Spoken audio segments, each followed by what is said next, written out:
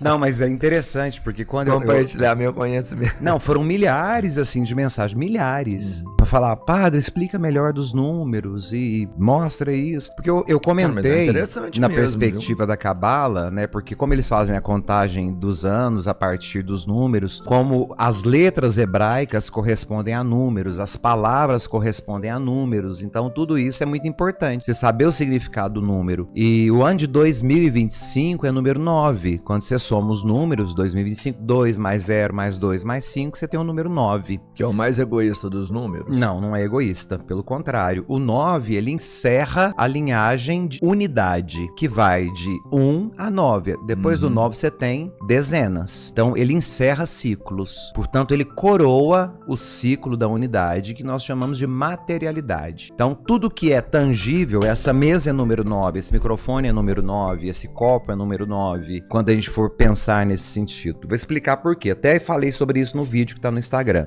O ângulo perfeito, quando nós falamos do ângulo raso na matemática, quem estudou geometria, desenho geométrico, que é a gematria na matemática na época da escola, a gente vai saber que o ângulo raso tem a proporção perfeita num ângulo de 180 graus. Então, quando nós falamos de 180 graus, nós vamos somar 1 mais 8 mais 0. Nós vamos ter o número 9. Se eu quiser duplicar este ângulo de 180, eu vou transformá-lo em 360 graus. 3 mais 6 mais 0, 9. Se eu duplicar 360, eu tenho 720. 7 mais 2 mais 0, 9. Da mesma forma, se eu quiser diminuir 180, 90 graus. 9 mais 0, 9. Se eu reduzir 90 para metade, 45. 4 mais 5, 9. Se eu reduzir 45... Tem uma matemática perfeita acontecendo aí mesmo. Se eu reduzir 45 graus, eu vou ter um ângulo de 22,5. 2 mais 2 mais 5, 9. E assim sucessivamente. Então, tudo que se refere à matéria é número 9, nessa perspectiva.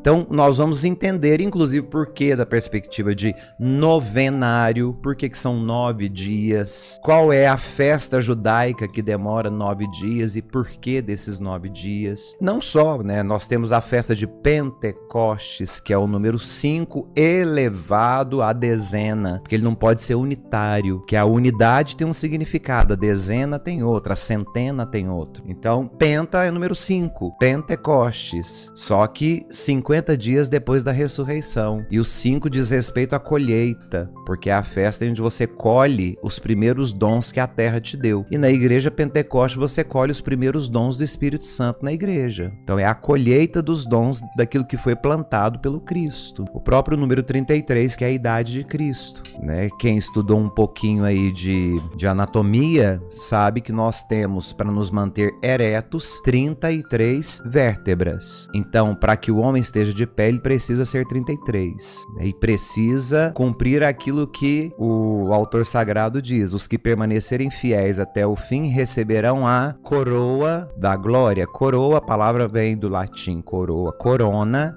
que é cabeça. Cabeça, quando não se tem a pele, os músculos, quando não se tem nada, nós chamamos a cabeça de caveira. Jesus foi sepultado no monte Gólgota, palavra hebraica que significa caveira, ou seja, o ápice de Cristo é a coroa, é a cabeça. Por isso ele morreu na cabeça. Ele morreu na coroa, a parte mais alta de tudo isso. E a coroa é o número 1, né? Ela vem dentro de uma esfera daquilo que guarda todas as possibilidades espirituais. Então, dentro dessa perspectiva, nós temos muitas interpretações acerca dos números, que a gente conhecendo o mínimo vai nos dar um alicerce para compreender muito do que está escrito nos evangelhos. E com esse aprendizado eu consigo entender melhor o espaço-tempo ali, como foi feito? Consegue, se você se dedicar, você consegue entender melhor. Porque faz uma diferença você saber o contexto espaço-tempo ali. Saber que o número 7 representa a perfeição,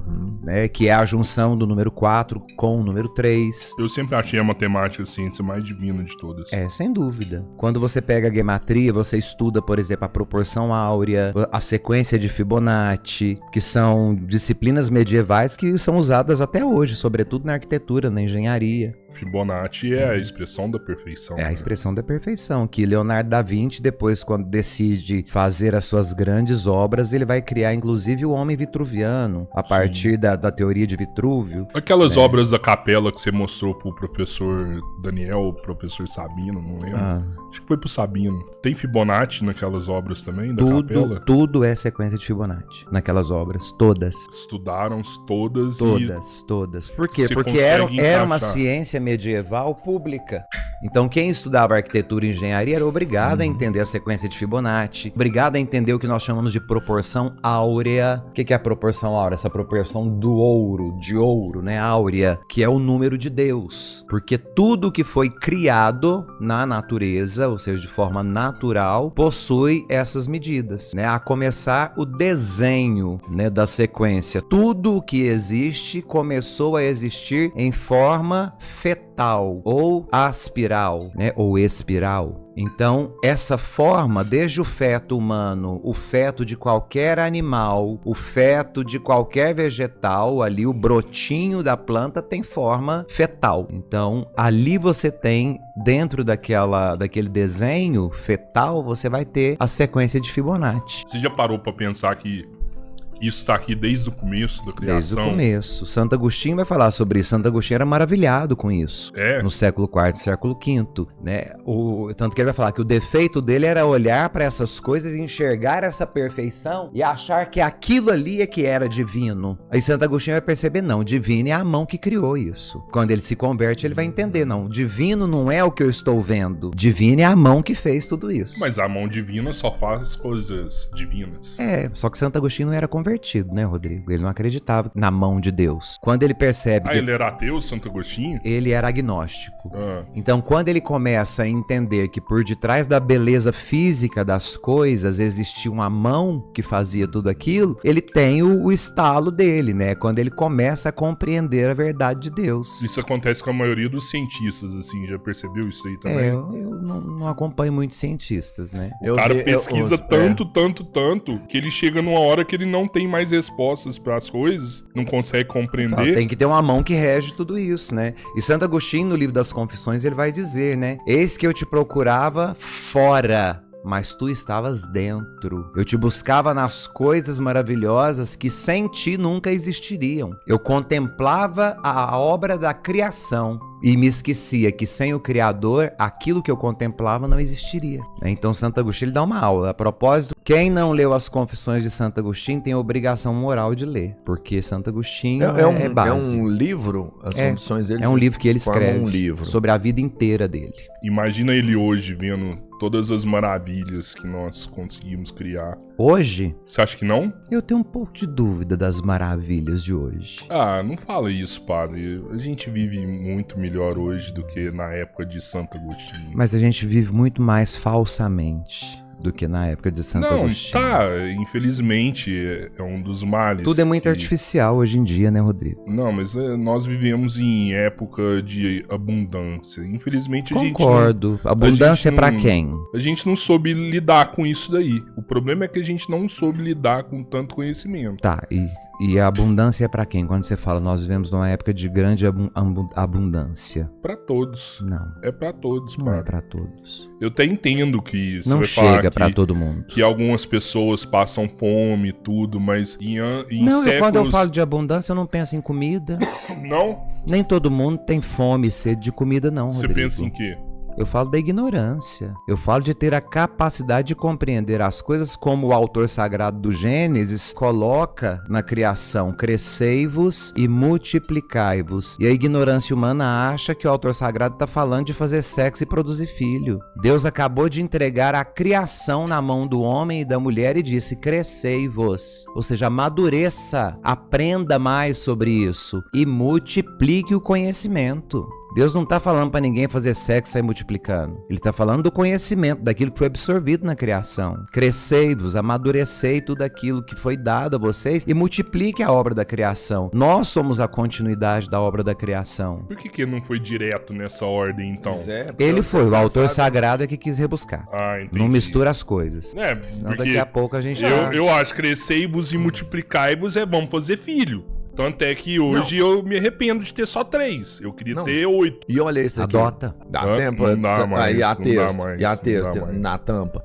Não dá. Cara, é assim, fica muito complexo mesmo, porque, olha aqui, essa frase pra mim, ela é extremamente direta. Eu sou a média Tanto que da os grande maioria das muçulmanos, pessoas. os Você entendeu? Eu não tô muçulmanos, muito os acima, mas judeus também não tô levam muito ela à abaixo. risca. Não, o ter filhos em abundância não é necessariamente por conta desse versículo bíblico. Não? Não. É porque quando a promessa feita a Abraão de que a sua geração seria tão numerosa quanto os céus foi dada como uma linhagem espiritual, nós entendemos que ao homem cabe dar filhos para Deus. Então nós procriamos justamente para poder povoar essa terra que Deus construiu e nos deu. Então nós povoamos aquilo que Deus fez e disse que era bom. E compete ao homem e à mulher. Por isso que existem as instituições dos casamentos, né? As instituições matrimoniais e patrimoniais. Já falamos sobre isso em outro podcast. A gente não consegue interpretar o primeiro livro, que é a Gênesis. Imagina. Ele é, outros. ele é o primeiro na ordem literária, né? Mas na verdade ele foi um dos últimos a ser confeccionado. Que ele é escrito depois do exílio da Babilônia, por volta do século VI e V antes de Jesus.